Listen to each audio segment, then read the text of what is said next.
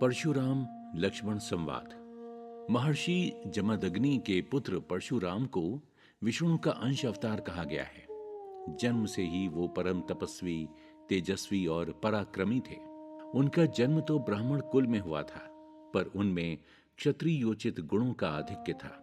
है वंशी राजकुमारों ने जब उनके पिता महर्षि जमदग्नि की हत्या कर दी तो उन्होंने क्रोधित होकर पृथ्वी को 21 बार क्षत्रिय विहीन कर डाला था।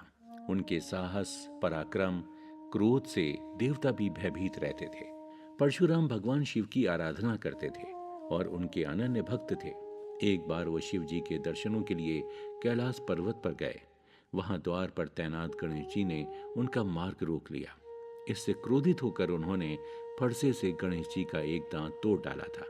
तभी से गणेश जी को एक दंता भी कहा जाने लगा। परशुराम जी ने और तपस्या करके भगवान शिव को प्रसन्न किया। तब वरदान के रूप में भगवान शिव ने उन्हें अपना दिव्य धनुष दिया। इस धनुष को बाद में उन्होंने राजा जनक को सौंप दिया था। राजा जनक ने उसी दिव्य धनुष को स्वयंवर में रखा था। श्री राम ने जब यह धनुष तोड़ा तो उसकी भयंकर गर्जना से तीनों लोग कांप उठे। उसी गर्जना को परशुराम जी ने भी सुना। वो समझ गए किसी ने शिव के दिव्य धनुष को तोड़ दिया है। भारी क्रोध में भरकर वो सीता के स्वयंवर सभा में आ डटे। उनके नेत्र लाल और भौहें टेढ़ी हो गईं। क्रोध से तमतमाकर वो स्वयंवर में उपस्थित राजाओं की ओर देखने लगे। राजा जनक ने भी आकर सिर निवाया और सीता जी को बुलाकर प्रणाम करवाया। परशुराम ने सीता जी को आशीर्वाद दिया। फिर विश्वामित्र जी ने आकर दोनों राजकुमारों को उनके चरणों में सिर झुकाकर उनका आशीर्वाद दिया। फिर परशुराम जी की दृष्टि सब ओर दौड़ाकर जनक से पूछने लगे, कहो राजन, ये भीड़ भाड़ कैसी है? जनक जी ने सारी बात विस्तार से कही। तब परशुराम अत्यंत क्रोध में भरकर कठोर वचन बोले, रे मूर्ख जनक, बता ये शिव धनुष किसने तोड़ा है? उसे शीघ्र मेरे सामने ला, नहीं तो जहां तक तेरा राजपाट है सबको मैं उलट पुलट करके रख दूंगा। सबको भयभीत और सीता जी को डरी हुई जानकर श्री राम मृदु वाणी में बोले, हे नाथ, शिव के धनुष को तोड़ने वाला आपका कोई दासी होगा, क्या आज्ञा है मुनिवर? तब परशुराम रिसियाकर बोले, सेवक तो वो होता है जो सेवा करे। हे राम सुनो, जिसने शिव धनुष को तोड़ा है वह सहस्र बाहु के समान मेरा शत्रु है। इस पर लक्ष्मण जी मुस्कुराए और परशुराम जी का अपमान करते हुए बोले, हे मुनि, बालकपन में हमने बहुत सी धनुइयां तोड़ डाली, तब तो आपने क्रोध नहीं किया। इस पुराने जीर्ण शीर्ण धनुष पर इतनी ममता क्यों है? इस पर परशुराम जी कुपित होकर बोले, अरे बालक, तू काल के वश में है, इसलिए नहीं समझ रहा कि तू क्या बोल रहा है। शिव धनुष और दूसरे धनुष में अंतर नहीं समझता? तब लक्ष्मण जी अकड़ कर बोले, सुनिए देव, हमारे लिए तो सब धनुष एक जैसे हैं। इस पुराने धनुष के टूटने से कौन सी बड़ी हानि हो गई? और फिर राम जी ने तो इसे छुआ भर था कि ये टूट गया। इसमें रघुनाथ जी का क्या दोष? आप तो बिना कारण के ही क्रोध किए जा रहे हैं। परशुराम जी अपने फरसे की ओर देखकर बोले, अरे दुष्ट बालक, शायद तूने मेरे स्वभाव के बारे में नहीं सुना है। मैं बालक जानकर तुझे मार नहीं रहा हूं। मैं निरा मुनि ही नहीं हूं, मैं बाल ब्रह्मचारी और अत्यंत क्रोधी हूं। अपनी ताकत से मैंने इस धरती को कई बार राजाओं से विहीन कर दिया और बहुत बार उसे ब्राह्मणों को दान में दे डाला।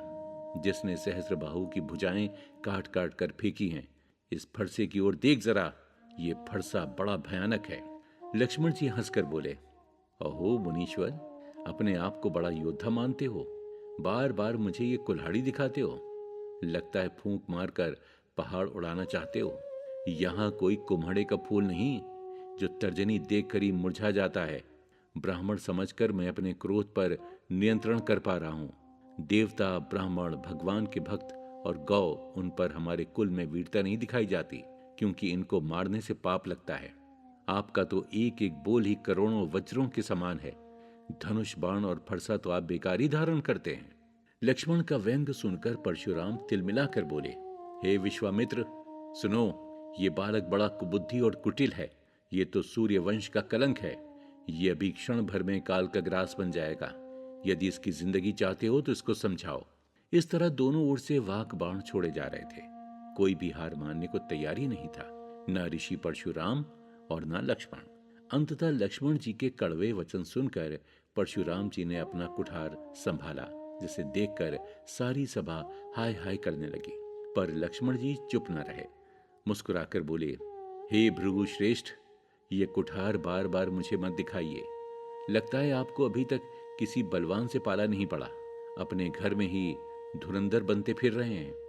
पूरी सभा की त्राही त्राही करने पर श्री राम ने लक्ष्मण जी को रोक लिया।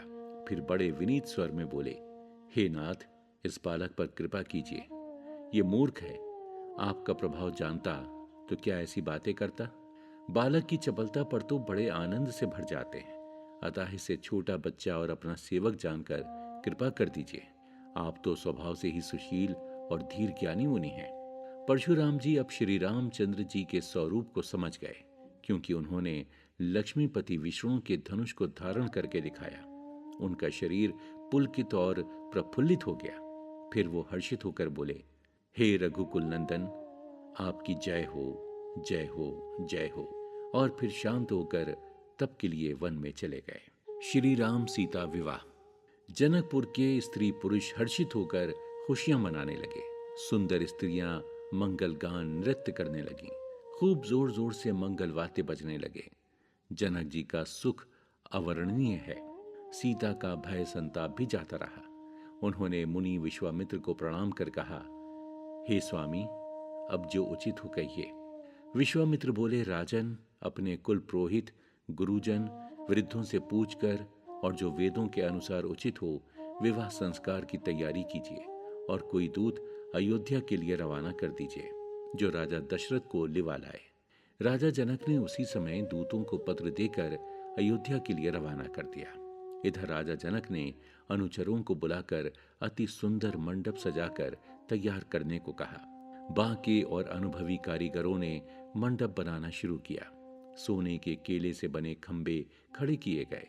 जिस मंडप में गुणों के समुद्र और त्रिलोक के स्वामी का विवाह संपन्न होना है, वो कैसा बना और सजाया गया है, इसका बड़ा ही सुंदर चित्रण तुलसीदास जी ने किया है। जेहि तेर होती तेहि समय निहारी, तेहि लघु लही भुवन 10 चारी। जो संपदा नीच गृह सोहा, सो बिलो की सुर नायक मोहा। अर्थात उस समय जिसने भी तिरहुत अर्थात जनकपुर को देखा, उसे 14 भुवन तुच्छ जान पड़े। जनकपुर में नीच के घर भी उस समय जो संपदा सुशोभित थी, उसे देखकर देवताओं के राजा इंद्र भी मोहित हो जाते। इधर जनक राजा के दूत पत्र लेकर अयोध्या पहुंचे और राजा दशरथ को सब वृतांत सुनाकर पत्र उन्हें सौंप दिया। पत्र पढ़ते हुए राजा के नेत्रों से आनंदाश्रु छलक पड़े। शरीर पुलकित हो गया। खुशी के मारे गला भर आया। फिर थोड़ा धीरज धरकर उन्होंने पत्रिका पढ़ी और पूरी सभा को सुनाई, जिसे सुनकर दोनों भाई भरत शत्रुघ्न पुलकित हो गए। राजा ने दूतों को ढेरों उपहार और नेग देकर विदा किया। राजा ने यह पत्रिका गुरु वशिष्ठ को दी और सारी कथा प्रेम पूर्वक उन्हें सुना दी।